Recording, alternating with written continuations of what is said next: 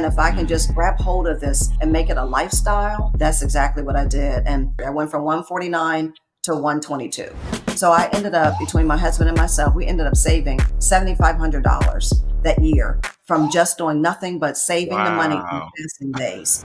I knew that it was just a matter of time before something catastrophic or really serious hit. So I was rushed into emergency and I had emergency surgery. It was literally coming out of my left breast. It left a hole this big. So I hit this point in my life where I was going through menopause. And that was a huge catalyst. I started gaining stomach, belly fat. And at the time, I was working in the hospice field. People younger than 50 years old would regularly be in hospice care. Was that like something you saw? Absolutely, all the time. All the numbers for all the diseases are going up. Wow, yeah, you definitely opened my eyes.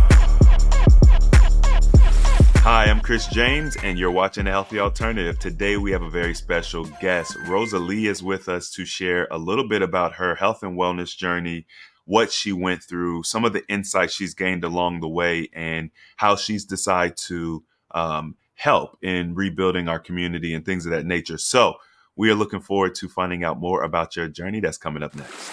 All right, Rosalie, thank you so much for being with me today. Thank you, Chris. I appreciate you having me. It's my pleasure. So we're going to dive right in. And what I like to do in the beginning of our interviews is just kind of get an idea of like, what are some of the benefits that you gained from this journey thus far? We just like to do some highlights so that those who are going to watch the full clip or the full interview can understand what they're going to get out of it. What is it that they're looking to learn and gain? So tell us a little bit about what are some of the benefits that you got from your journey.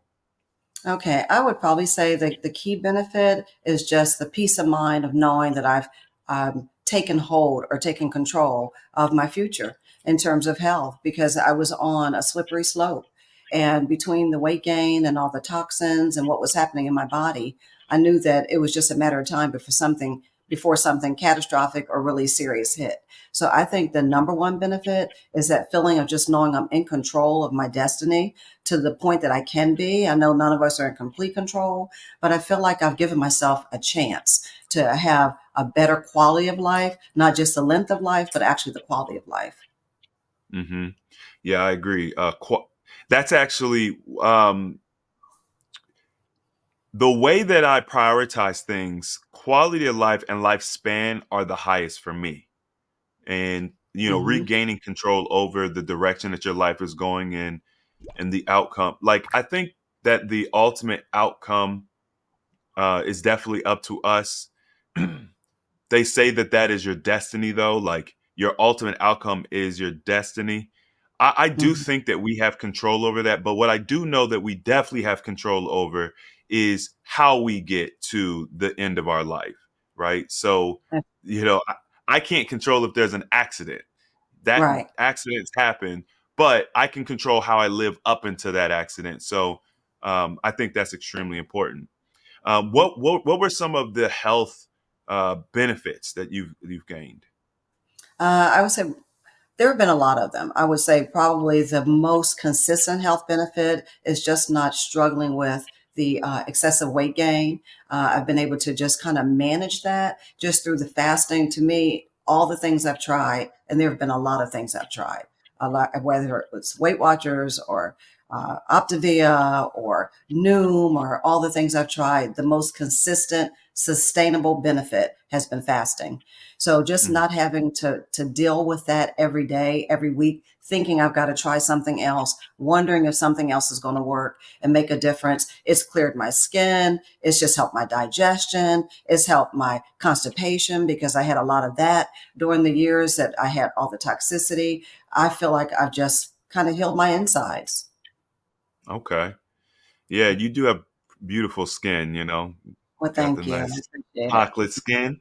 it. So my when okay, so let's go to kind of like the beginning of your desire to want to make some change, some type of substantial change in your life. What was your life looking like at that time when you wanted to make the change? Was there something that like sparked it?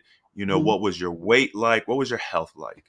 Right. Well, I think it all started sort of. maybe 7 or 8 years ago, uh, two or three things came together at the same time. So I hit this point in my life where I was going through menopause, and that was a huge catalyst. I started gaining stomach, belly fat that I just didn't seem to be able to get rid of. I had been a long time Mm, yogi, practicing 4 or 5 times a week. So I'd always been lean and trim, 115, 118 pounds. I got up to 149 and I was terrified. And I know mm, that, the huge numbers that many of those numbers I've seen on your show, 50-pound weight loss, 100-pound weight loss, as awesome as those things are, they start with a 20-pound weight gain. They start with mhm. a 15-pound weight gain. They even start with a 5-pound weight gain. So I don't want to wait until I got to where I needed to lose 50 pounds. I needed to dig in and capture it when I could. And at the time, I was working in the hospice field. And Chris, when I tell you that just about everybody that I saw that was dying, a lot of them in their 40s and 50s, whether it was women from breast cancer or ovarian cancer or men from prostate cancer, I realized that a lot of what they were dying from were things that they could fix. And I looked at my own Mm. self and I thought, this is going to be me in 10 years if I don't do something now. I've got to start right now. And I can't wait until I start getting symptoms where I'm having many strokes and having a heart attack and just not having control of my weight. So I started slowly just trying other things, like I mentioned, Weight Watchers and Noom and different things, and they worked, but they weren't sustainable. So I was getting frustrated at the fact that I was still feeling bad. It was affecting my quality of sleep. It was just affecting my life in general, and I was frustrated by that. So eventually, I found fasting, and when I tell you it made all the difference, it put me in the place where I am today. Fasting is an incredible therapy, and I think the reason why it makes such a big difference in people's lives, and this is like across the board, like it's very rare, very very rare that I have someone tell me that they don't like fasting or if it wasn't beneficial. But I think it's ingrained in our DNA, our biology. I think we really should be fasting. If you look Right. at animals in nature, they Hmm. do regularly fast, right? It's not um we see certain animals highlighted, like bears, they'll go into hibernation and things of that nature. Dogs, if they get really ill, they'll usually fast or they'll eat grass and kind of do like a detox thing. But either way it goes, we see animals kind of do this. And Right. so for you to be in hospice care, I think that gave you some insight. But I've actually talked to a lot of people who have done hospice care, and I've never heard them talk about how they kind of analyzed what they were seeing and experiencing, and then looked at themselves. So that's interesting that you did that. Um, so at you're talking people younger than 50 years old would regularly be in hospice care. Was that like something you saw? Absolutely, all the time. And how Wow. that, you picked up on the fact that I mentioned that hospice kind of struck a chord with me. Part of that is that there's something called an interdisciplinary team that meets with every hospice patient family. We talk to the family, we talk to the providers of care for that person. And so during these interdisciplinary meetings, the doctors would say, we've got another trifecta. And so one day I asked one of the doctors, I said, tell me what you mean when you say we've got another trifecta.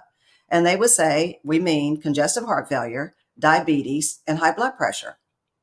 And 90% of the people that become hospice appropriate are people who have one, two, or all three of those things.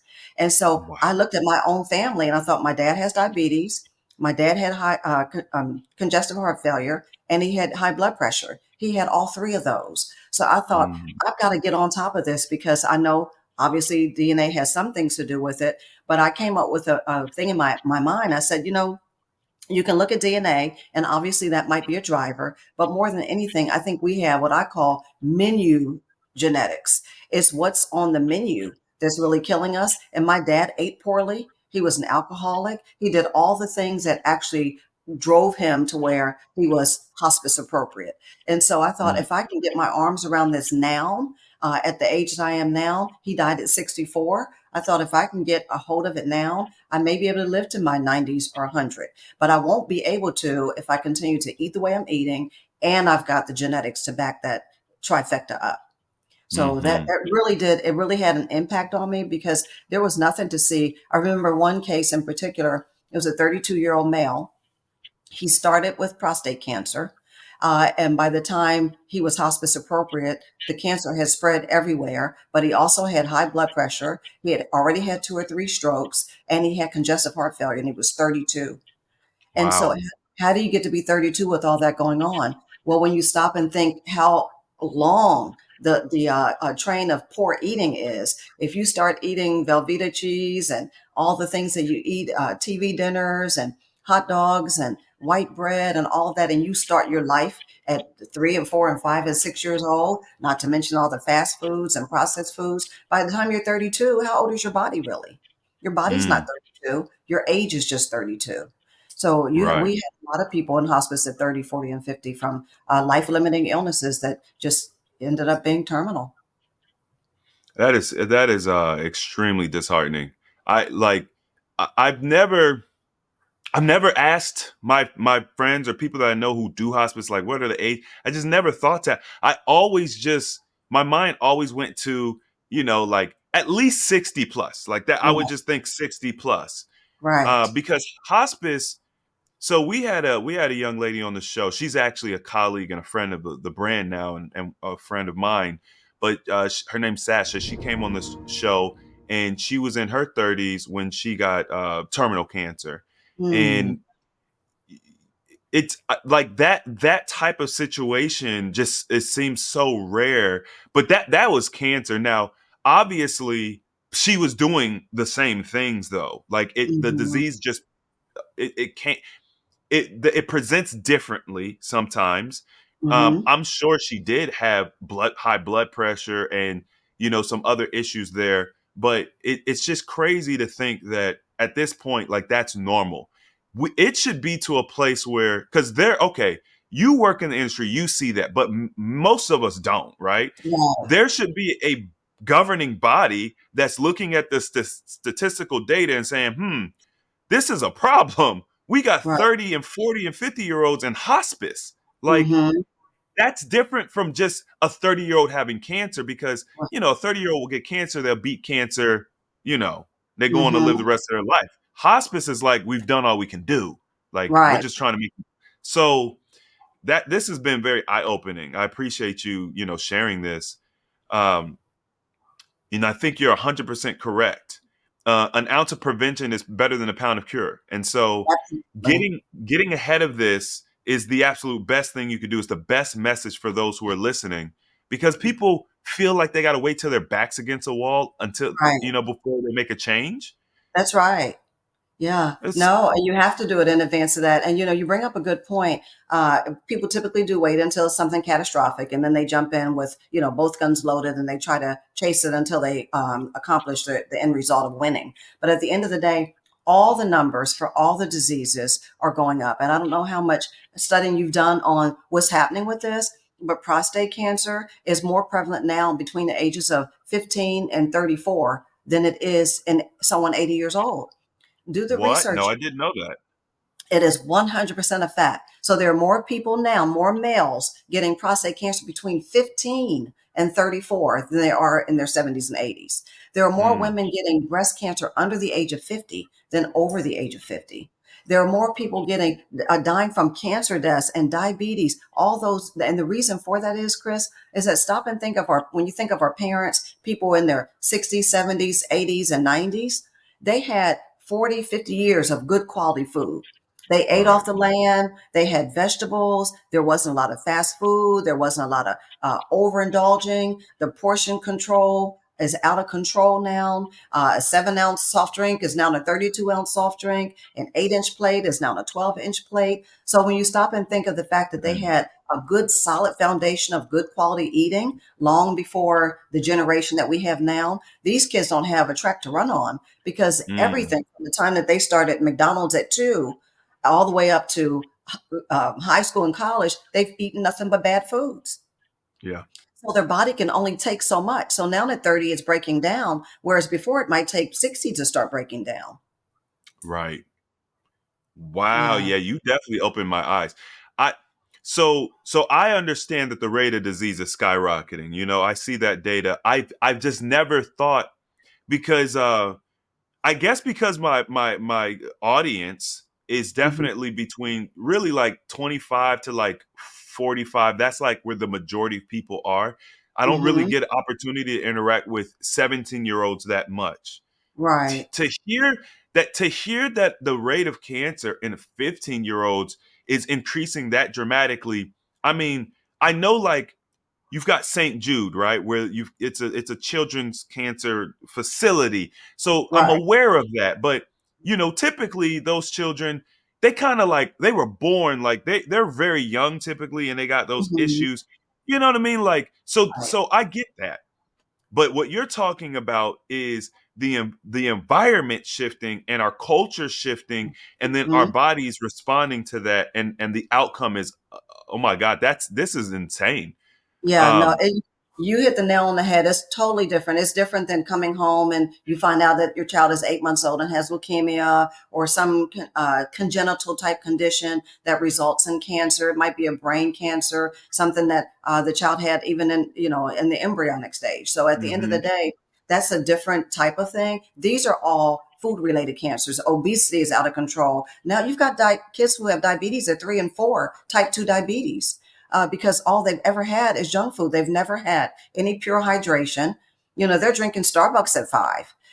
That's laden with calories and Mountain Dews and all that. The childhood obesity rate has exploded. So by the time that they're 6 and 7 and 8, they're facing the same thing that people used to face at 50. So then what we are essentially seeing is an extinction because if Exactly. children aren't making it to 21, right? Hmm. Like we are expediting the extinction of humankind because we won't be able to keep up, like, or at least people in the United States, Hmm. like That's where we have right. where we have the concentration of this toxic food, this and the crazy thing about it is like you mentioned, kind of starting at 3 years old, whatever the case is, but it's even before that because women aren't breastfeeding, That's and right. then so you're getting the formula, which is a processed food from almost day one Hmm. a lot of times. That's right. So let's okay, because I feel like me and you, we could go on this. We got it. Like we're in trouble with that. Okay, let's go back to your journey because I don't want to get too far off. I want to definitely talk about your journey. Um, so you realized you needed to make a change. Right. What was you said you had mentioned Noom? Uh-huh. Yeah, I Okay. tried new. I I hear about Noom. Can you expand? What is Noom? What is that? Right. So it's a very scientifically based program, and it really I think all of them work, but none of them are sustainable. But fasting, Okay. but Noom is the nutritionist, and it's got more of a psychology basis to it. And so you download the app. You're going through almost an education while you're learning how to eat better, make better choices. So you're going through an education every day. You log on. You spend about 30 minutes to an hour on the app going through things that help you to reframe your thinking around food. So to that degree, I think it's extremely helpful. So you're going Mm-hmm. through that process. It's helping to reframe the way you feel about food, how you process information regarding your choices, sort of what's got you to the point where you are now, and is teaching you to make better choices and better selections. Where I think it falls down for most people, and certainly where it fell down for me, is that it's labor intensive.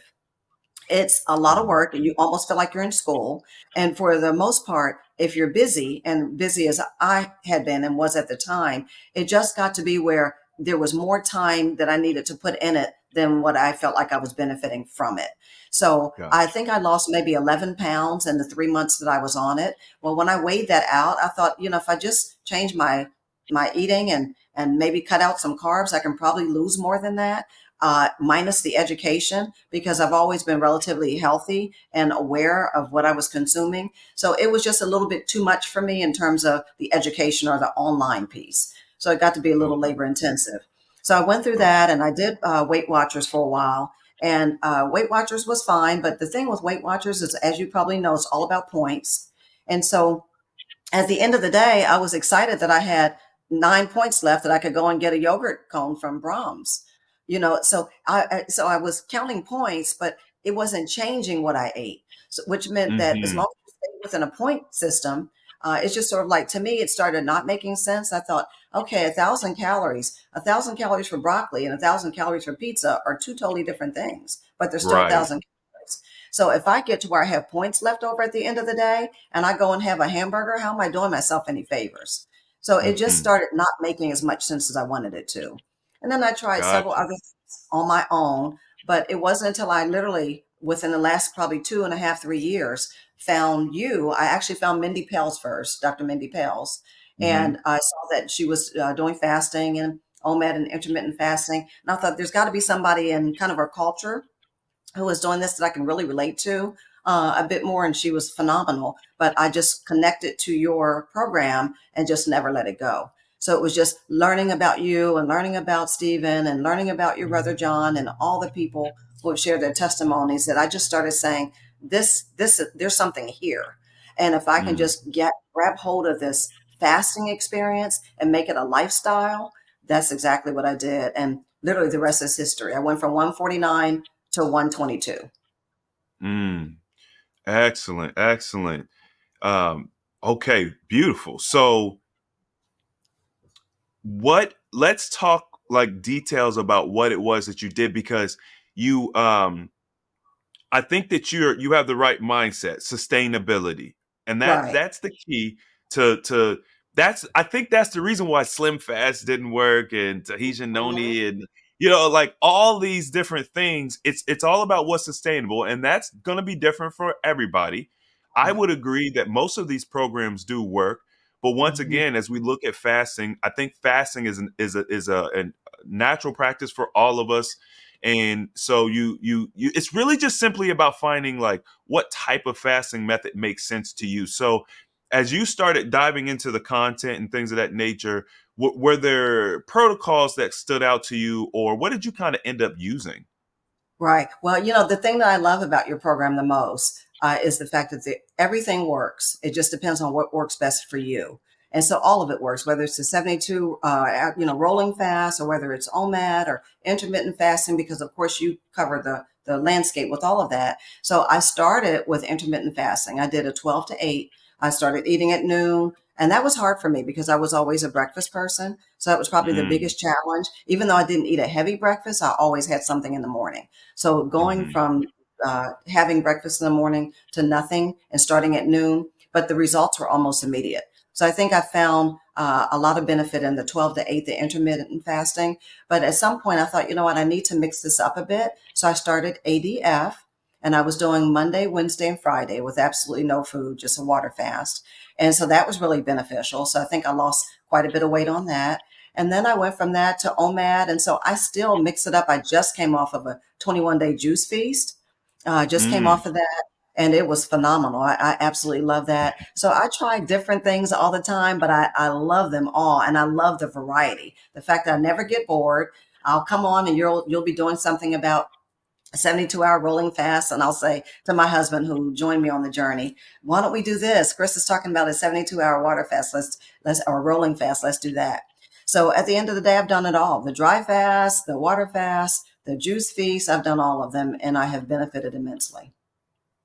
Right. So basically you've just been along for the ride. You're basically immersing yourself in the community and the process, and dipping and dabbing and everything, and it's creating a variety, a spectrum of variety, but then also you're constantly in it. Like, so your consistency comes from doing it, and but you're trying all kinds of different methods, and you're right, they do work.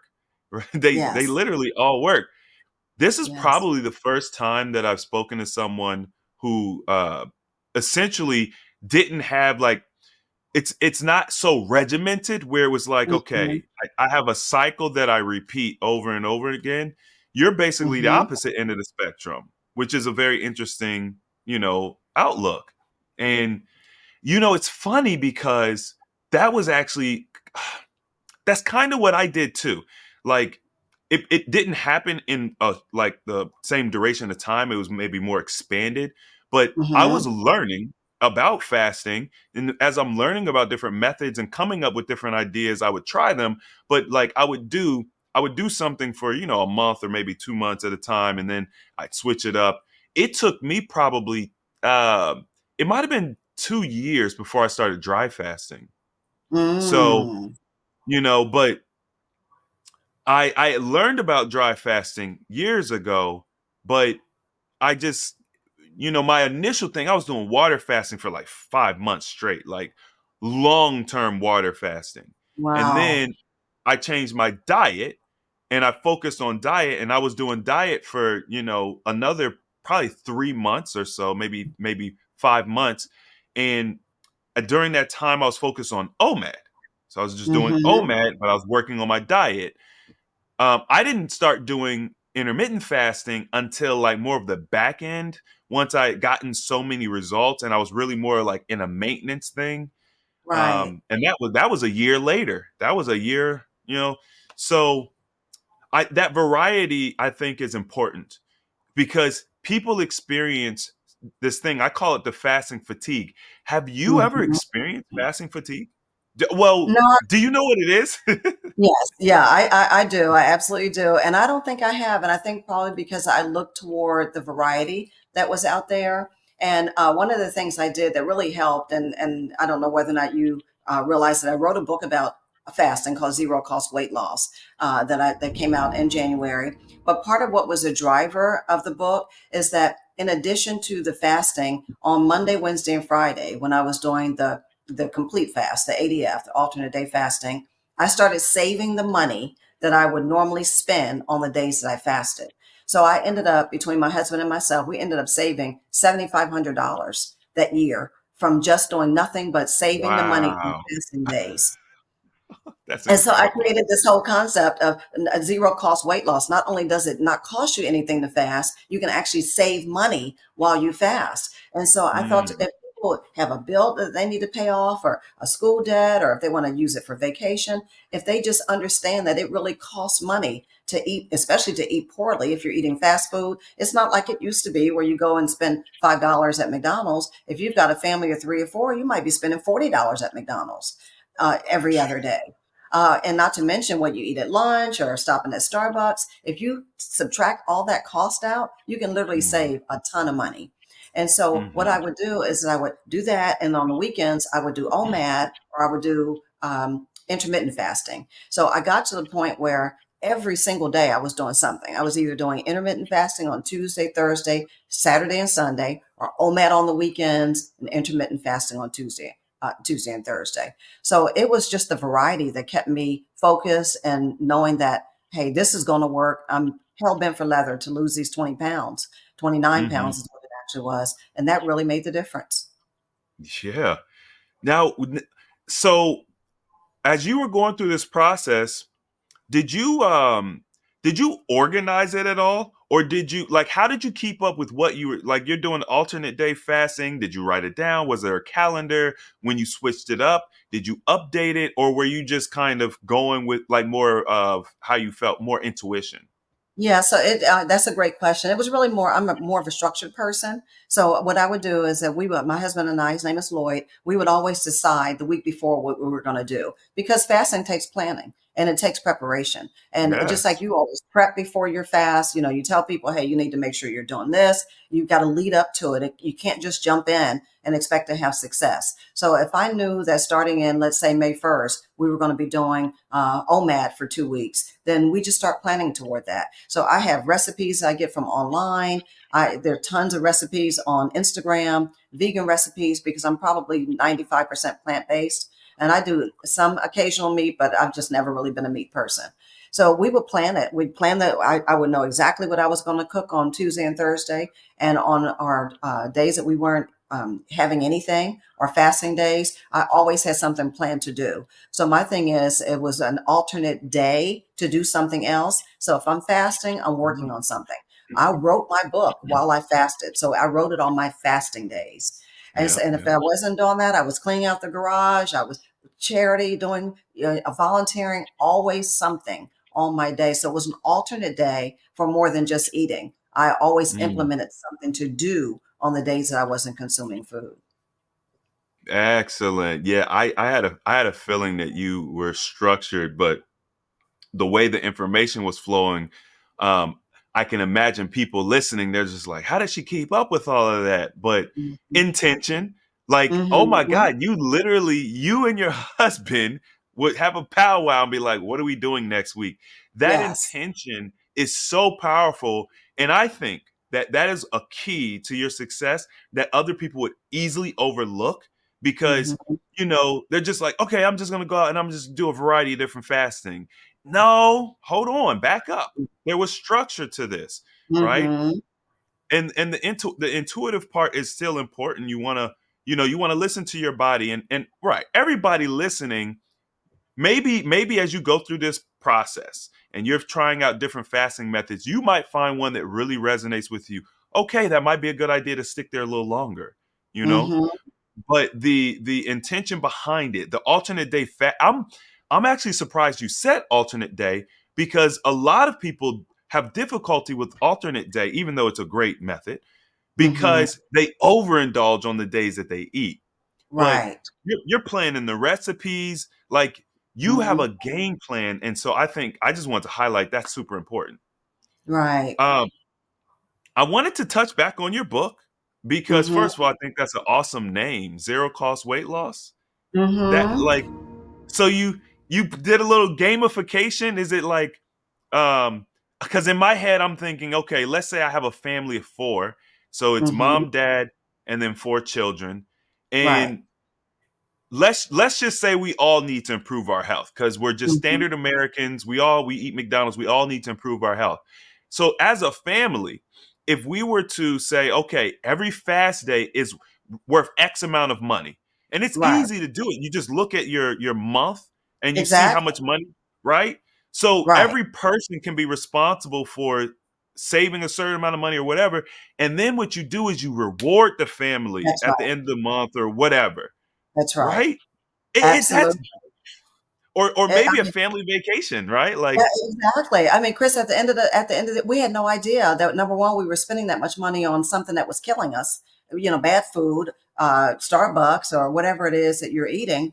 And when you start saving that, then it becomes just like fasting and losing weight becomes the momentum starts to build when you start losing the weight. The results propel you to the next day, to the next week, to the next month. When you start saving and you set aside in a special account the money that you're mhm, not using to eat, it has to be separate. Otherwise, it's all melted together. So right. and that helps you to be intentional. So at the end of the week, we said that would have been $25, and that's really lowballing it. Mm, $25 on Monday, Wednesday, and Friday. It might have been $75 because we go out and have Thai food or go out and do that. I mean, at the end of the day, you're looking at 50, 60, $70, just mm, depending on whether or not you got a family of one, two, three, or four. If you set that aside and you're intentional about it, you can pay off your credit card debt. You can put a down payment on a car. You can take a wonderful family vacation. And it's all money that you would have used anyway. And then if you even enhance that by saying, what can we do on our days to keep us occupied? Because the hardest mm, part of fasting, alternate day fasting, is keeping yourself mentally busy so you don't fall mm. into the what do I want to eat. So we kept ourselves mentally busy, whether it was cleaning out the garage, me writing my book, and I'll show you the book. It's here. It is, Zero Cost Weight Loss. I don't know Oh if you can. yeah, I like that. Okay. Thank you.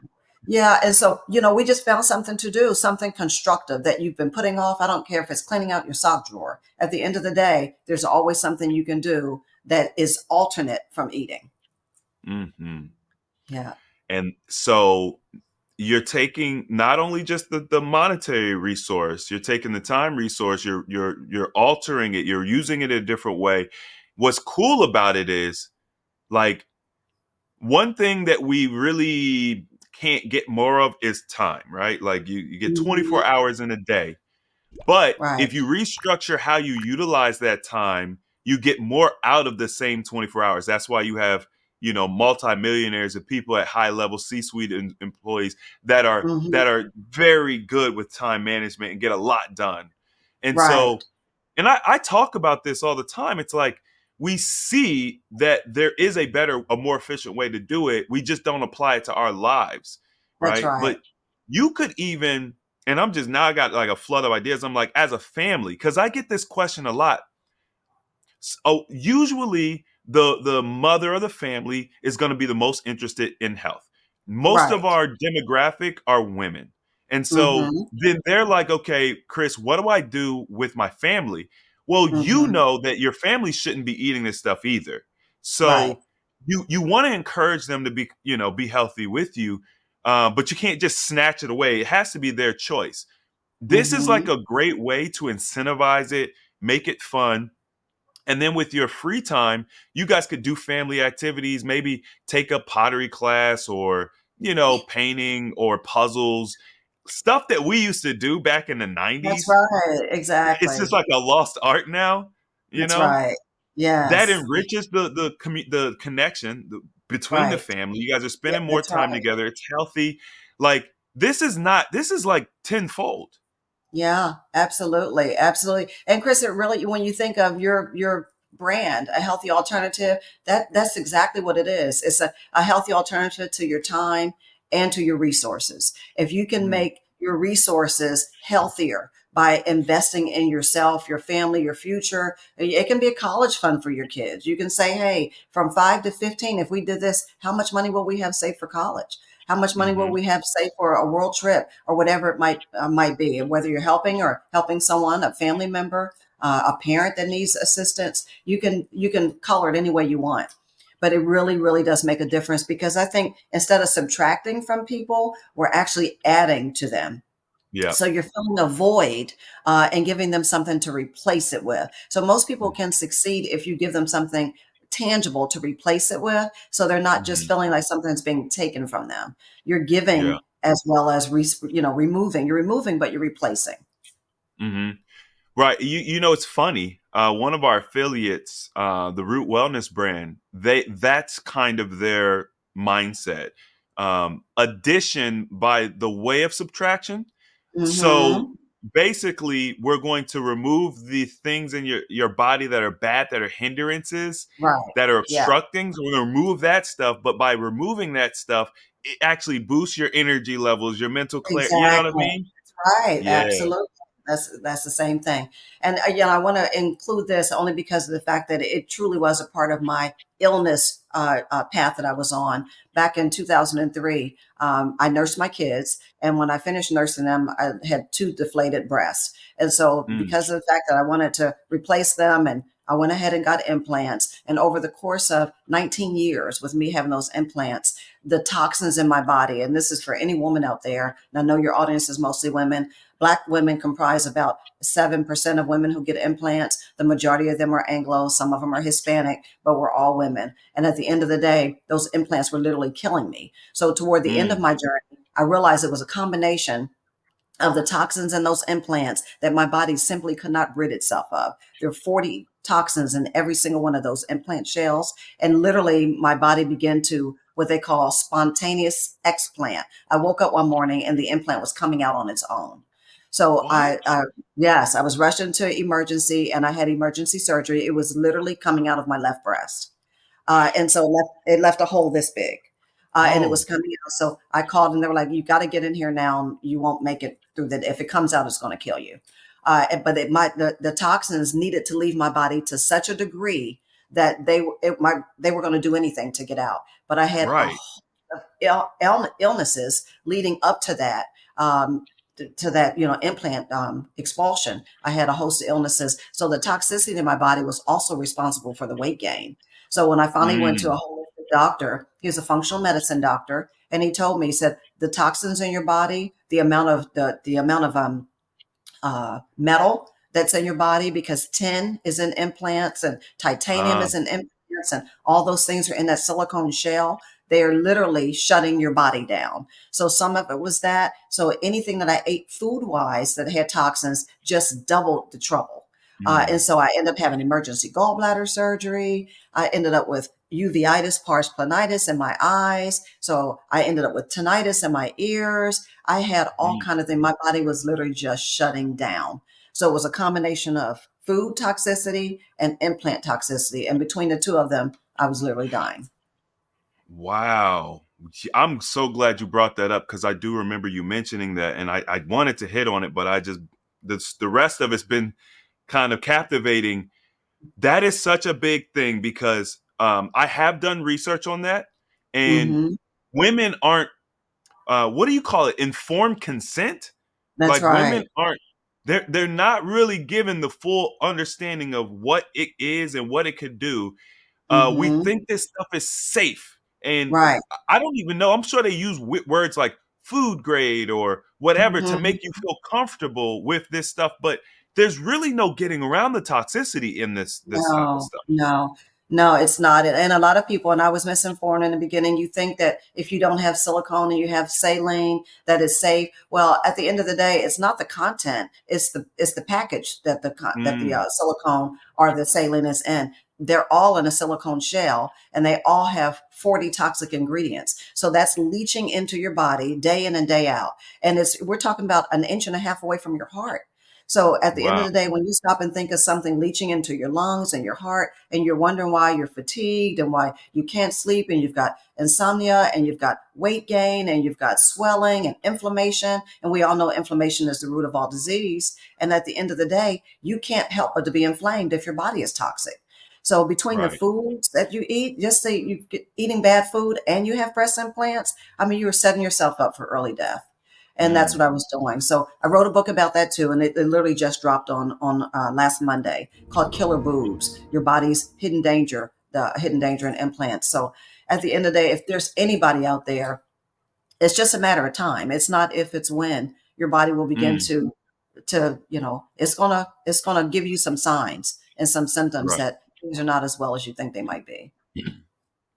With those breast implants, don't you have to? Do you get like regular checkups, or do you have to have them like removed and updated? What's the protocol with that? Yeah, so the protocol is rarely mentioned. So when I went in 2003 and got mine, never came up in a conversation. But the protocol is every 10 years you're supposed to have them removed. Now there are people who've had them in for 40 years and have never had them removed. 40. I've got a friend who's had them in for 35 years and they've never been removed. And so what's happened is that there's an adhesion. They literally just glop, they just are become a part of you. And so that toxic shell just literally ingrains itself into your Mm, fat cells, into your tissue, into the scar tissue. And they almost have to tear them out in order to get them out because they've just adhered to your flesh. But it's supposed to be every 10 years.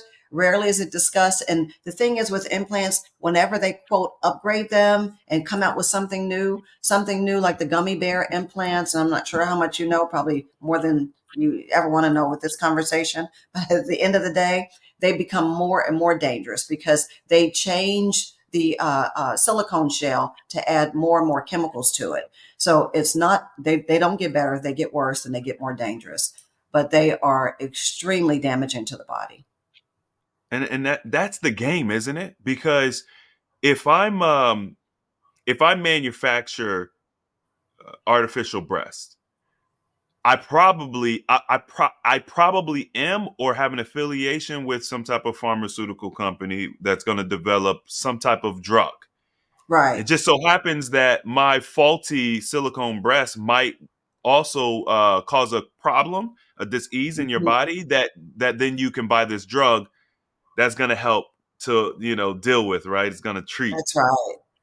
And so people have to understand that when we look at the medical industry, these treatments and all these therapies and stuff, and we if we look at this holistically, there's a Hmm. lot of back scratching, there's a lot of favors, there's a lot of I own this company over here, but I have like majority stock in this company over That's here. right. So Absolutely.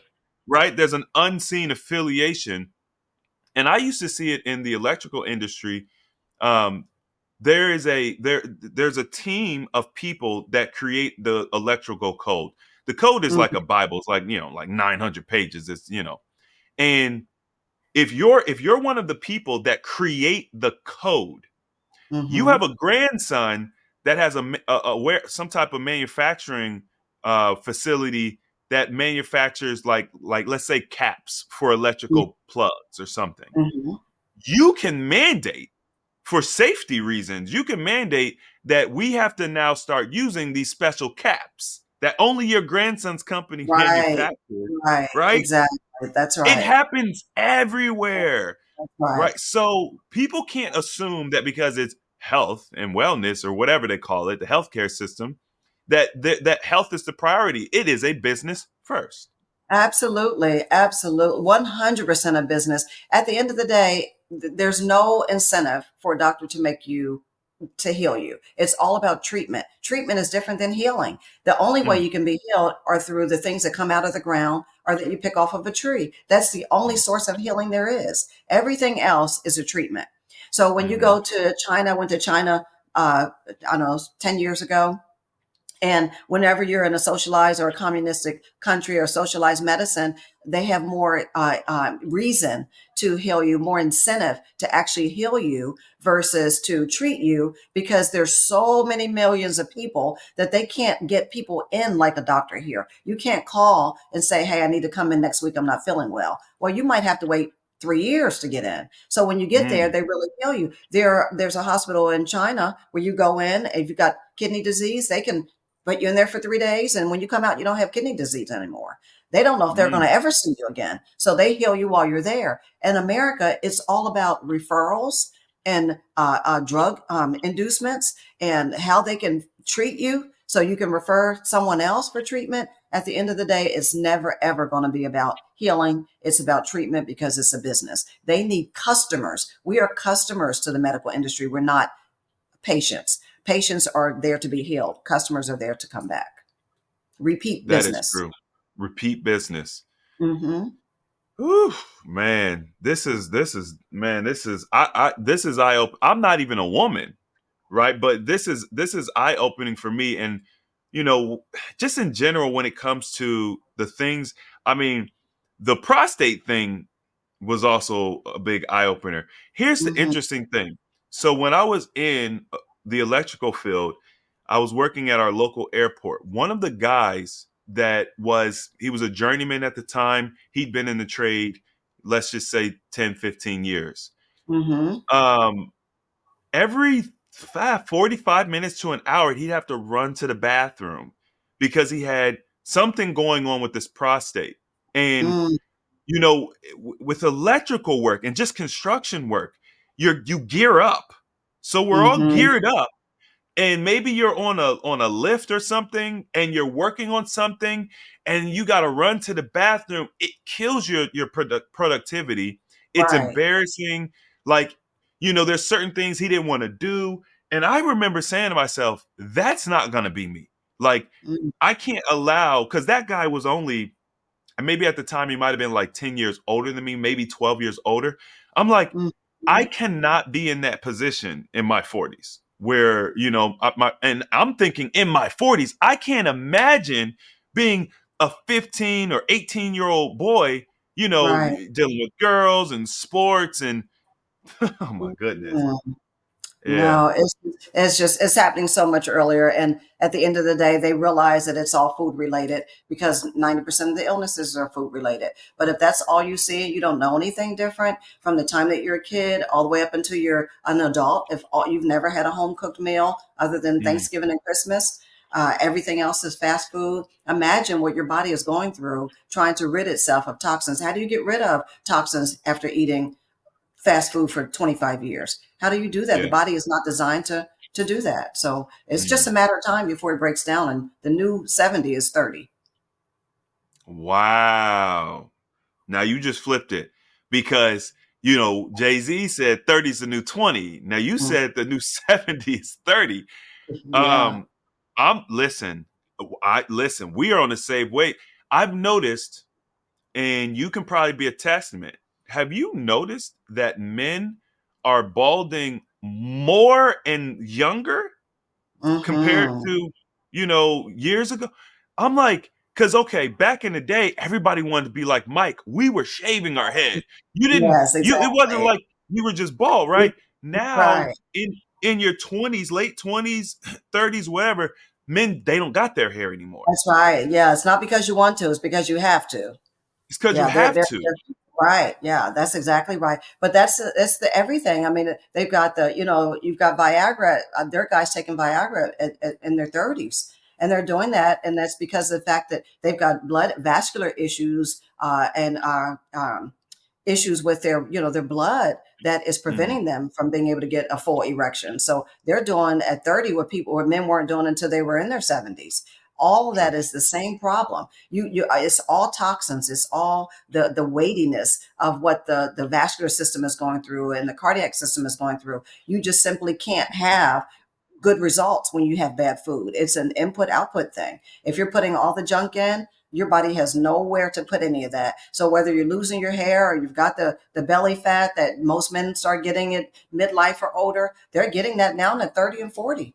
I mean, you can Yeah. look at them now and they're not the same men. And if it's not that, they're being feminized because of all the antibiotics in the food. So yeah, I mean, they're no buff guys anymore.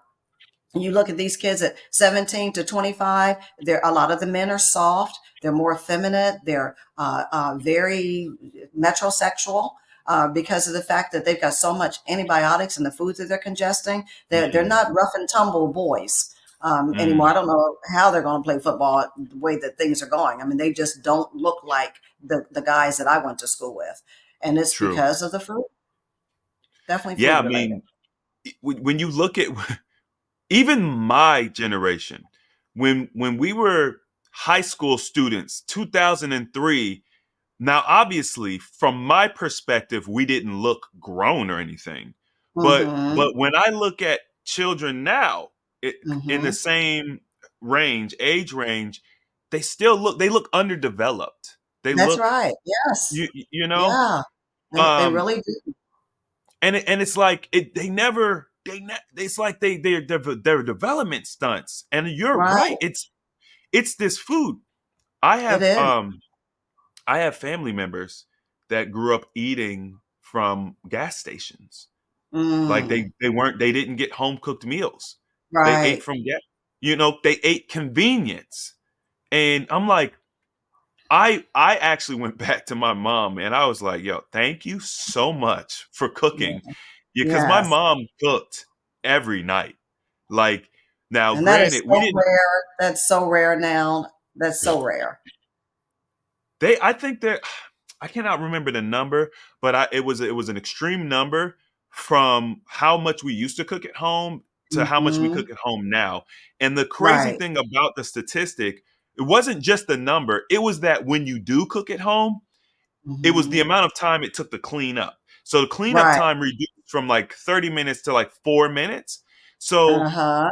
what does that tell you? You're not cooking from scratch. That's It's a right. TV dinner. You know what I'm Hmm. saying? Like On packages. the And microwave. Right. Yeah. I watched I watched on TikTok or Instagram this video. This lady was making like this casserole, some dish, Hmm. and started with like some whole ingredients, some ground beef, some chicken, some mushrooms, and then from there it was just a package of this, a package of that, a sauce from this, Chick-fil-A sauce. Oh, I'm Lord. like, what is this? Wow. You know what I mean? So yeah, people have got to wake up. One of the It's things that you mentioned in your story that kind of took me back a little bit, you said that you had noticed that so many of your classmates had passed from what you would say is like avoidable diseases. right. Right. How how how did that make you feel at that time? You're kind of looking and you're seeing people of your age, I mean your contemporaries, like dying. How did that Hmm. make you feel?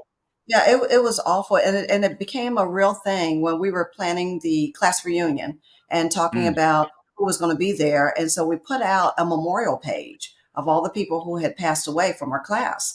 And so some of these people I hadn't seen in years, and so we started tracking who was still around, who we should send. Did you know this person? Do you know how to reach out to John? Do you know how to? We were just trying to find people. So we have this long list of the people who had passed away, and out of those people, those 74 that had passed away, we started having a conversation about who died and from what. And every one of those 72 people died from something that was preventable. It was food related. It was high blood pressure that you can handle with food.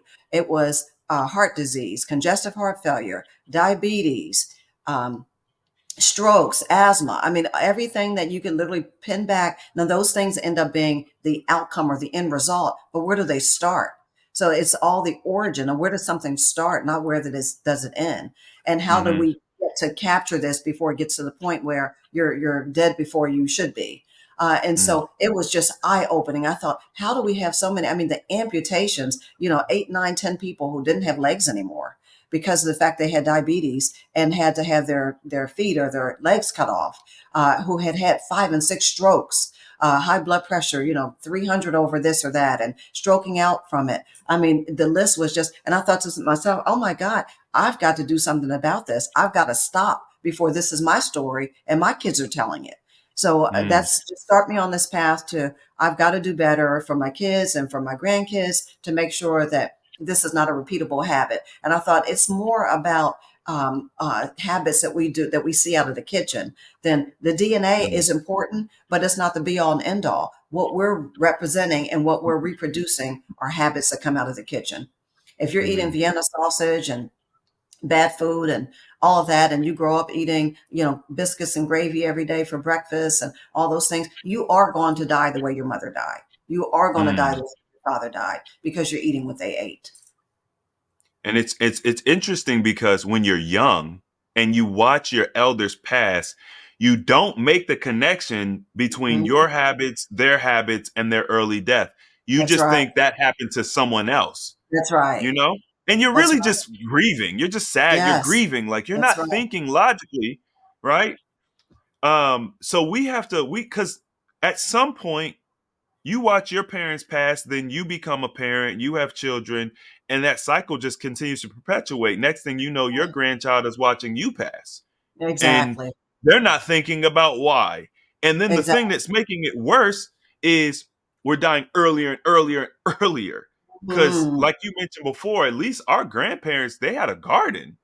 That's right. Yes, exactly. They had at least a 20, 30, 40, 50 year head start with good quality food because the whole proliferation of fast food started in the 70s. And then Hmm. putting all the additives and preservatives in fast food started in the 80s. So if you Hmm. were a parent or a grandparent, you didn't have any of that. You were eating relatively clean, even though it might have not have been the best food, it wasn't filled with additives and preservatives. So they had a Yeah. huge running start that we don't have these days. The kids these days have no running start. Just like you mentioned, from the formula all the way through high school and college, they're eating poor food. So by the time that they're 30, their body is like, time out. I can't take it anymore. So that's what's happening. And more is caught than taught. So if you caught that from your grandparents caught it and your mother caught it, and you caught it at the end of the day, we're just giving generational curses based on food. And so we're And that's dying sooner. exactly what them.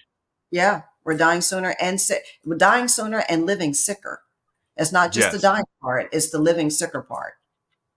Yeah. I one of the things that shocked me early on, this is probably like 6 years ago. I worked Hmm. with a young lady. She was I want to say she was 28. Like Hmm. if not, she was less than 35 years old on 13 different medications. I had never because like I was new. I just started helping people. I didn't know. I had never seen that from someone so young. I Wow. thought that the pill, the thing that take this pill Monday, Tuesday, that thing was for people, Yes. Right. 50, Hmm. 60 at least. And Hmm. so and then of course, like you mentioned, these drugs aren't they're treating. They're not fixing Right. anything. No, and they're not designed to, and the side effects are worse than whatever they're treating you for.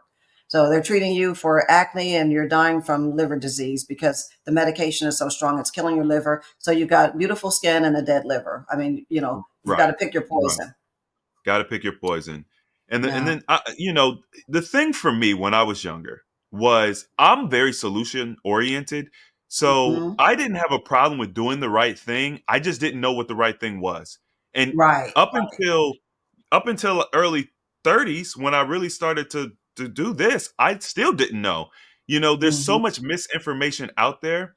This is why your story, your books, this is why this is so important. Like I am so proud of you and I appreciate you so Thank much you. because Thank you are someone that you have a lineage, right? And the Mhm. changes that you make are going to impact everyone who came from you, even if you don't realize it or see it right now. Because sometimes when it comes to children, grandchildren, whatever, they're not interested. But Right. my grandma is planted a seed in me when she was 64 years old. She's now Wow. 92 years old.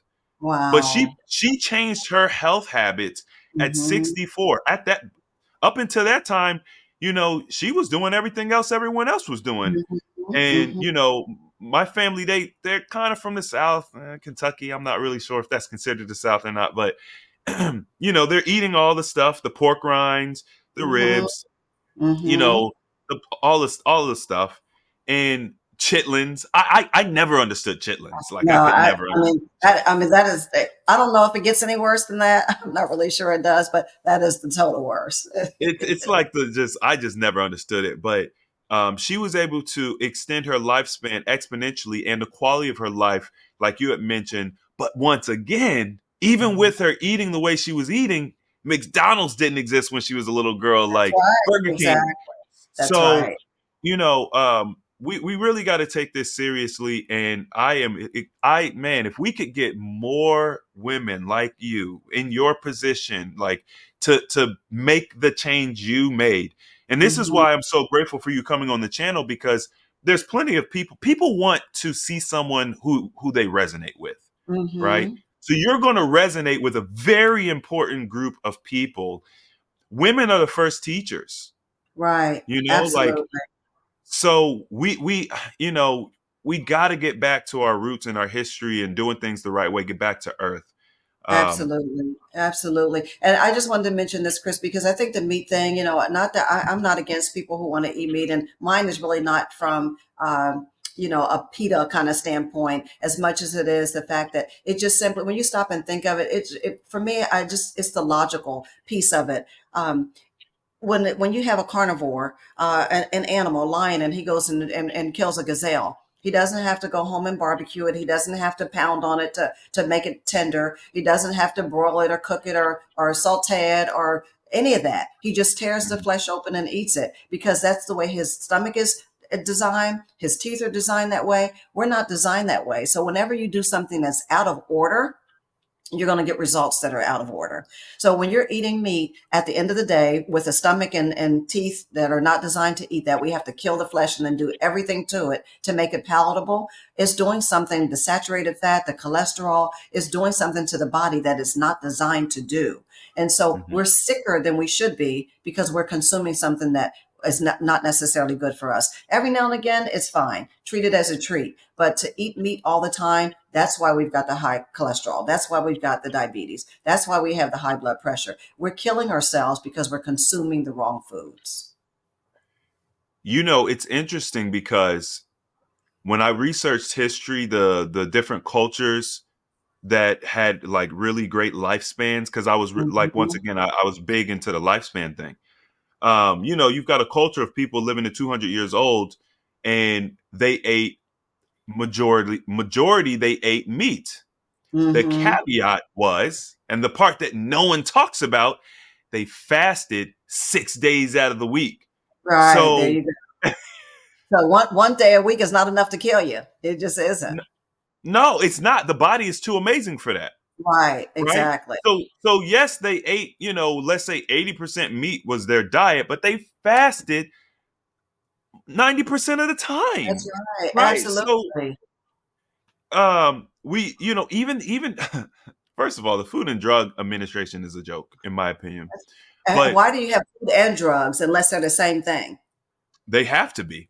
They have to be the They same. have to be the same thing, Right. right? You don't have two Yes. completely different industries under the same Exactly. department. It doesn't make That's right. sense. And that's right. Unless they're the same thing. They recommend like 4 ounces of meat a day.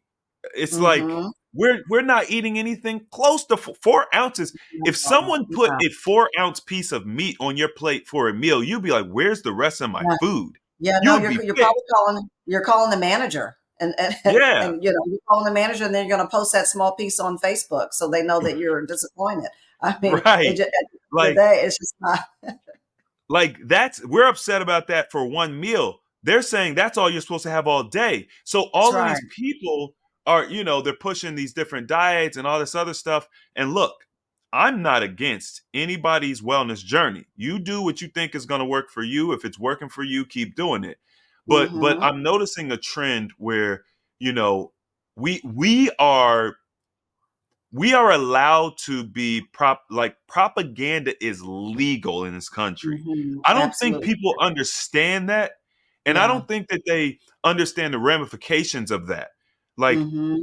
when you have a country that allows propaganda, this means that we are actively being manipulated all the time. All the time. All the It's time. no different from what Germany, communists and the Nazis and all them were doing, but history paints them in a certain light. That's Like right. the way we do it now is like better. So it's okay. It's Mm-hmm. commercials and Mm-hmm. people are making their own decisions, but these Right. people study psychology. They understand the Exactly. mind. That's right. So it's worse in my opinion. At least then it's like you knew you were being That's manipulated. right. Now they Absolutely. hide it in plain sight. Yeah, it's sort of like the difference in somebody just serving you arsenic and old lace. I mean, just putting it out there for you to eat versus putting it in your food. And you don't know it's in there, but it's in there. So Exactly. I don't know if you're familiar with the Yuka app, and I have no affiliation with them whatsoever. But now the best way and the tip that I give I'm a coach, so the tip that I give my people that I speak with, clients, is to pull up the Yuka app. It's a small run app, but you literally is YUKA. You literally hold it to every single solitary barcode in the store, and it'll tell you if the food is good, bad, or horrible, or terrific. And it'll give you all the additives and preservatives that's in that food, so you'll know not Mm, to eat it. And so you don't have to throw away everything in your cabinet. You just start making better choices. I take okay. that. It takes me longer to go to the grocery store, but everything I put in my cart is good for me to eat. So at the end of the day, that's one thing we can do to help people is to give them some type of a resource because most people don't know what 80% of the people don't know how to read a label. A food label is Hmm. they're not even familiar with it. And so at the end of the day, they look at that, they don't know what it is. They can't even spell it. They can't pronounce it. How do they know what it is? But that Yuka app Right. will tell you why it's bad for you. So that's Okay. one tip that we can do to actually help people to make better choices. That's beautiful. Great tip. It's the thing apps like that are great because what I've learned as a wellness professional coach, or Mm-hmm. just when we look at the industry holistically, if we start focusing on certain terminology, pointing out certain things, the industry reacts. It's an Right, organic thing. right. So, for example, when Dr. Sabi was talking about disease can't exist in an alkaline rich environment, Mm-hmm. people started to drink the alkaline water. The Right. companies they've realized that, so they started making it and manufacturing it. But that is not the water that's not what we need, right? Mm-hmm. Um, when influencers and people started talking about genetically modified food and look at the Mm-hmm. PLU label on your fruit and vegetables and stuff and blah blah blah, they changed the definition. Now it's bioengineered. So they're Yeah. they're constantly updating and changing to basically it's a war. Yeah, it It's a really tactic. is. It's a tactical war. Like it's two different sides. So resources like that help people because look, at the end of the day, people are worried about their bills, That's but right. that's the reason why the economy is so trash because Mm-hmm. people have to be focused on the bills and Mm-hmm. work and Right. poor relationships, right? We got horrible relationships with each other. Mm-hmm. um so the only free time they have, they're going to spend it watching sports and drinking Mm-hmm. because Absolutely. they want to disconnect. They're Yeah. not going to be researching. You're trying to escape. You're trying to escape from reality. But if they can keep you focused on the things that will never matter, if your health doesn't matter, at the end of the day, they keep you blinded to your health because that way you Mhm. get lost in the sauce. Everything else Mhm. is a whole lot less important.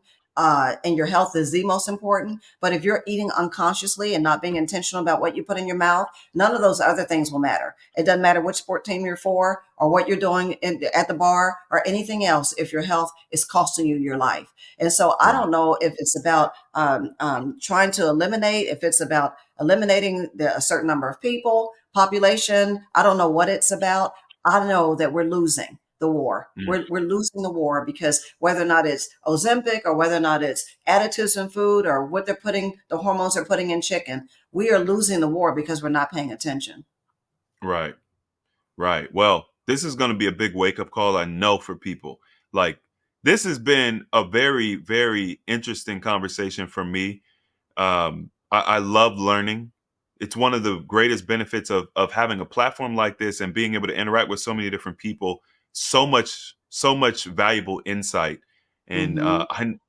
I want to give people an opportunity to be able to connect with you. You're a coach. You've got your books. So what I'll do is I'll make sure to highlight your books and then also link them for people to find them. And then what are some ways people can kind of reach out and get in touch with you? Okay, yeah. So they can, I have a couple different ways. You can reach me at Rosalie at rosalieanderson.com. So it's just my name, Rosalie at rosalieanderson.com. Or you can get the book Zero Cost Weight Loss, which has all my information in it. And then Killer Boobs, which I didn't show you, but here's a Killer Boobs book. And so you can do Killer Boobs. Both of those have contact information on the inside of them. Or you can always call me. It's the number's 214-718-5562. So you can call and leave a message and I'll be happy to return the call. And I take coaching clients and I do a lot of consultations just to really help people out at no charge, just to kind of get them started on their journey. So at the end of the day, we're all in this, and I want people to win. And I'm really more interested in making sure that people understand what they're up against. And you know, the money's always secondary to me because life is precious, and I want our people to live. Okay, understood. All right, y'all, you got it. If you want to reach out, you have many different ways. I would recommend getting the book because that's going to be a great resource for you to reference, and you'll have all the contact information in there, and you can support her. So if you guys got something beneficial from this talk, if maybe some new data, because it's data that I have not talked about, so you guys, show your love. Maybe hit the like button, subscribe to the channel, and as always, the application of knowledge is power. And we will see you guys in the next video. Peace.